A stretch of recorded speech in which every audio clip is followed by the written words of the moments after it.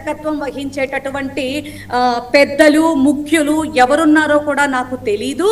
నాకు కావాల్సింది డబ్బులు, నేను పైకి వస్తున్నటువంటి ఆర్టిస్ట్ని, పైగా అసలు ఎంత బాగా జగనన్న గారిని ఇమిటేట్ చేయటం వల్ల నేను చాలా పాపులర్ అయ్యాను. ఒక మనిషికి అన్నం తింటున్నాడో అశుద్ధం తింటున్నాడో తెలీదా సార్? యాక్టరే కాదని ఎవ్వడనట్లా, నువ్వు సినిమాలు చేసుకో, స్కిట్లు చేసుకో, మరి ఏ రకంగానైనా నువ్వు పైకి రా, నువ్వు గొప్పగా ఉండు, పర్వాలేదు. ఇప్పుడే కదా సార్ చెప్పారు, ఎవరినైనా సరే, ఎవరు అధికార ప్రతినిధులే కాదండి, ఏ సామాన్య వ్యక్తి అయినా ఎవరైనా ఒక ముఖ్యమంత్రి స్థానంలో ఉన్నటువంటి వ్యక్తుల్ని ఏ రకంగా మాట్లాడాలి, ఎలా మాట్లాడాలి. ఇక్కడ ఎందుకంటే ఈ పిల్లాడేమీ బూతులు తెట్టలేదు, లేకపోతే నాగార్జున యాదవ్ ఇష్టం వచ్చినట్టుగా ఓవర్ యాక్షన్ మాటలు మాట్లాడలేదు.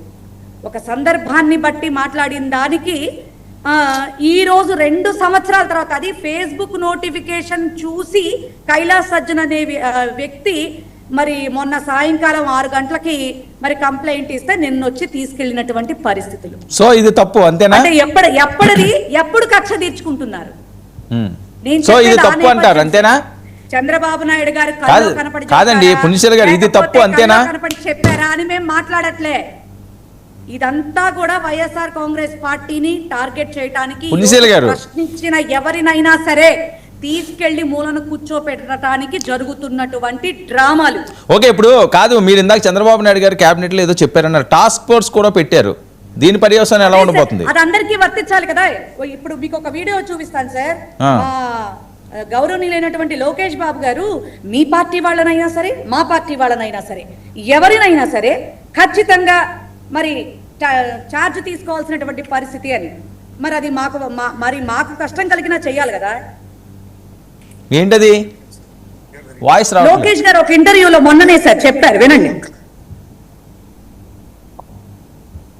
Anyone who posts demeaning content against women on any political side, it could be my own karyakarta, it could be their karyakarta. It could be my own karyakarta, it could be their karyakarta. Either you delete a post or you face the message. You listen to them, no question. Okay. ఓకేనా sir? ఆయన ఏమన్నారు మరి? ఇదేంటి sir మరి? ఏమైందండి? మీరు నాతో మాట్లాడట్లేదు, ఏమైందో చెప్పండి, చెప్పండి. శవం చూసి సంవత్సరం అయింది ఆరంభి, ఇక ఎలా చేయాలి శివరాజు తీయాలి? శ్యామలా, ఈ మధ్య ఏం చేసావు నువ్వు? 3 సార్లు హైదరాబాద్ నుంచి తాడేపల్లికి వచ్చానన్నా. దేనికి వచ్చావు? పేమెంట్ కోసమేగా. అవునన్నా. ఈ నెల మొత్తం చూసుకుంటే పవన్ కళ్యాణ్ ఒక బూత్ కూడా తిట్ల. ఇలా అయితే ఎలా? అదే నేను తిడుతుంటే వాళ్ళ ఫ్యాన్స్ నన్ను తిడుతున్నారన్నా. సజన నీకు స్క్రిప్ట్ పంపించట్లేదా?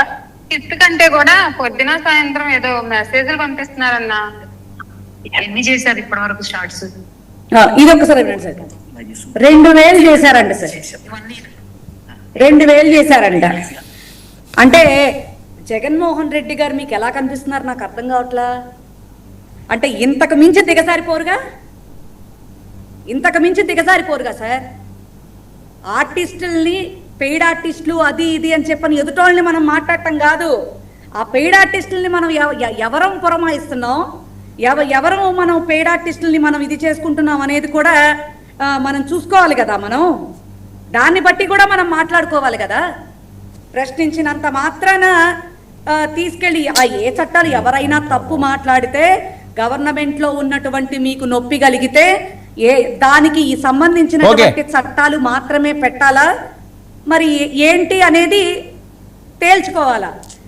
కోర్టు అనేది న్యాయం అన్యాయం అనేది చూస్తుంది, అంతేగాని మనం కదా ఏది పడితే అది పెట్టేస్తాం, ఏది పడితే అది చేసేస్తాం, మేం చేసిందే చట్టం అన్నట్టుగా చేస్తే చాలా అసహ్యంగా ఉంటుంది సార్. లోకేష్ బాబు గారు చెప్పారు, మా గౌరవనీయులైనటువంటి ముఖ్యమంత్రి గారిని, మా గౌరవనీయులైనటువంటి మరి వారి సతీమణి భారతి గారిని మీద పక్షి టీవీ అంట, హారతి అంట, హారతి సిమెంట్స్ లాగా స్ట్రాంగ్ అంట, వాడి వెకిలి వేషాలు, అదే కిరాకార్పి నా కొడకల్లారా, వైసీపీ కొడకల్లారా, వాడేమన్నా బొడ్డుకోసి పేరు పెట్టాడా? కొడకల్లారా గిడకల్లారా అని మాట్లాడటానికి. కిరణ్ రాయల్ వచ్చేటప్పటికి ఏం మాట్లాడాడు? ప్రెస్ మీట్ పెట్టి జగన్మోహన్ రెడ్డి గారి పుట్టుక గురించి మాట్లాడతాడా? మళ్ళా వీళ్ళు మాకు చెప్తారా?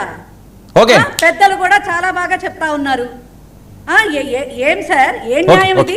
ఓకే ఓకే చర్చిద్దాం పులిసెల ఏం గారు, న్యాయం అండి? పులిసెల గారు చర్చిద్దాం. వంశీ